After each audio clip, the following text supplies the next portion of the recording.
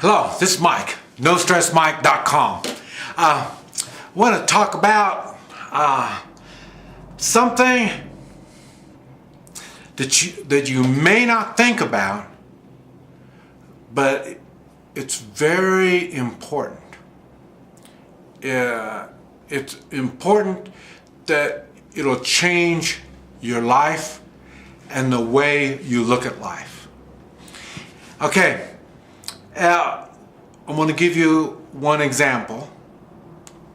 I'm going to give you two. Well, this is the first one. I've mentioned if you're not into guns and you have really no desire for guns or any of this kind of stuff, but you do want to take personal responsibility and you want to do something with your life, you do need to get a .38 hammerless airweight Smith & Wesson and an AK-47 with 4 magazines and a case of ammo, and maybe 200 rounds .38 ammo for your Smith & Wesson. And you need to get that, even though you're not into guns. You don't think you're ever going to need something like that. You still need to get it. And I can just talk about this until I'm blue in my face, and it won't make any sense to you. But when or if a situation comes up and you need these items, there's nothing else that's going to be able to replace it. I mean, I wish, to me, I wish I could say I could grab my tomahawk, but no. When you need a firearm, you need a firearm, and there's nothing else that's going to take its place. I mean, that is one of these things that you just plain flat need when you need it. Okay, and another example is gold and silver. And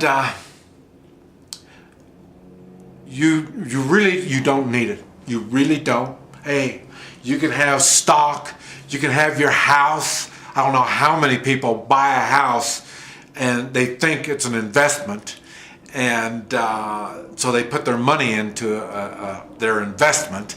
But a house is a house, no matter what.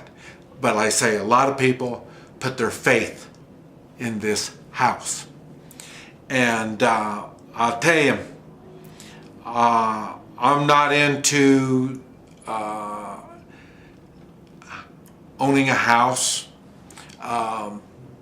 I'll just use that for an example. There's a lot of things that I'm not into, but I'm just going to clarify that on the house.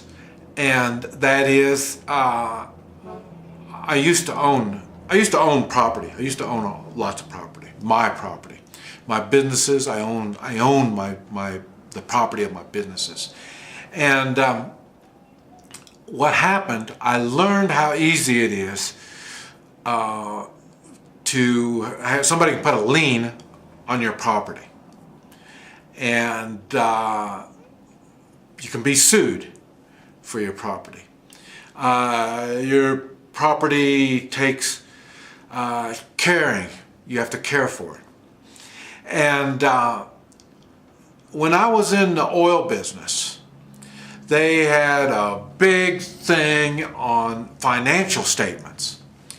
And at that time, this was back in the late 70s, early 80s, I had financial worth according to the financial statement. And I say, I owned my house, I owned properties, I owned oil wells, I owned a lot of stuff. And according to the financial statement, I was well worth it. I had worth. But what I learned from that is the government came down on me and they started taxing me. Not just me, everybody in the oil business. They felt I was making too much money. So, and I didn't realize governments could just, start pinpointing who makes money and who doesn't. That's why, I told you about running for president of the United States. One of the ones I was going to do is get rid of the IRS, because the IRS is just the hitman for the government. And that's what happened. And so I learned that when I was like in my early 30s. So what happened, the IRS would put liens, and the IRS would sue and do all kinds of stuff to its citizens to control them and to control them and to say who's going to make money and who doesn't. And so I learned at that time that real estate and even my house was a dream. When they say your dream house, I thought they meant it's a dream house. Oh, I can't wait. I want to buy my dream house. That's what I thought they meant. I didn't realize they were talking about you're just dreaming because it's not going to be your house. They can take it away from you anytime, and they is anybody. And so after the oil business, I learned if what I own is on paper, I don't own it. What you own is in your hand. That's what you own. Anything that you can hold in your hand and you can physically protect it is something that you own. And so that is when I learned what true worth was. The financial statement showed my worth being, I don't know. But I do know if they would have left me alone another year, I would have been a millionaire easy. And but like I say, it wasn't true worth.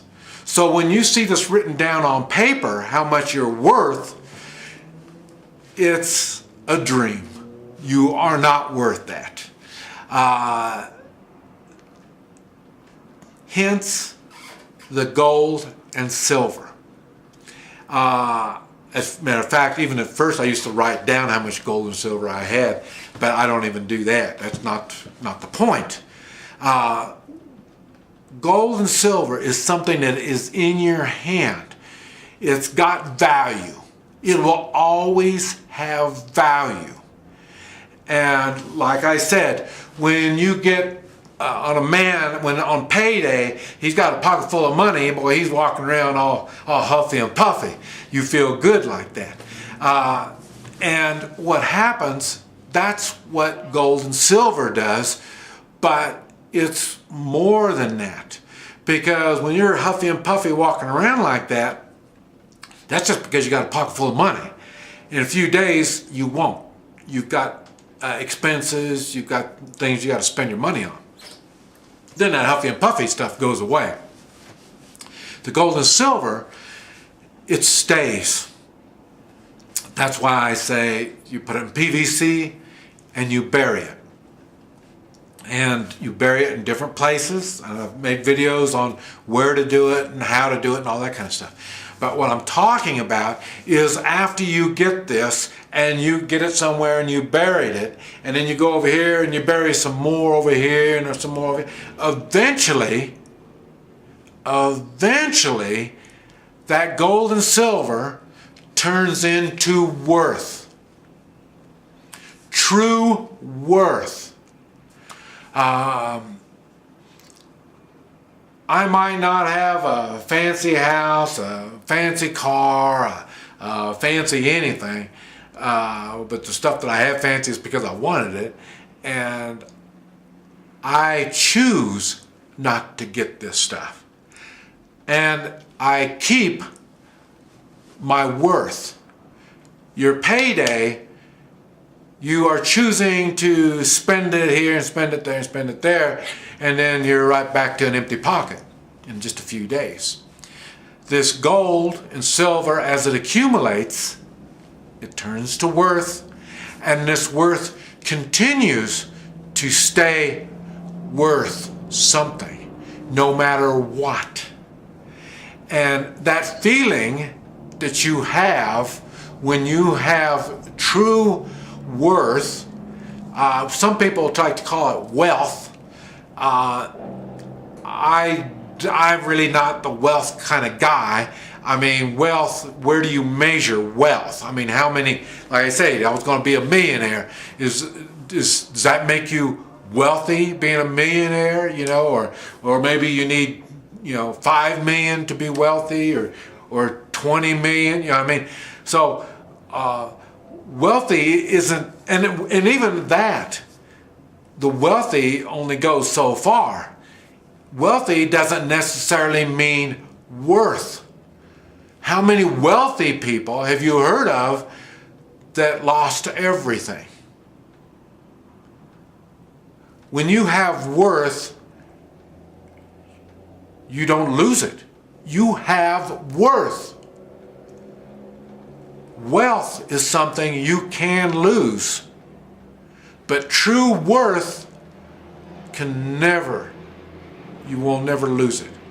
You'll always have it. That's what gold and silver is all about. You have something that you can hand down to whoever it is you want to hand it down to. When you die, you have some place you can go with it. And while you live, you can live knowing that you have worth. What other people believe, you don't care. When you have worth, what other people think of you means very little.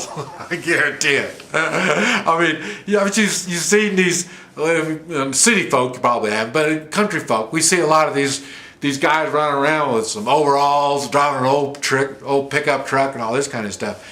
And a lot of these guys have worth, a lot of worth. And once you have worth, you can enjoy life. You're not under the pressures of life. That's one reason why I can run around and do all the kind of stuff I do. I don't have all the pressures of debt. I don't have the pressures of wealth. Just think about it. The people that have a lot of money, they've got pressures on them. They have to do something with that money. Worth is not. Worth is just for you. You only. And we talk about the love of money and greed and all this stuff. You don't have greed. You don't have any love for money. I mean, money is just a tool. It's just something to do. Once you have worth, I tell you, your whole concept of life and living life changes. You stop chasing stuff, and you have something of worth, and it makes you worth. So you have worth. When you have worth, you can do anything. You're open to whatever you want to do. This is Mike, NoStressMike.com.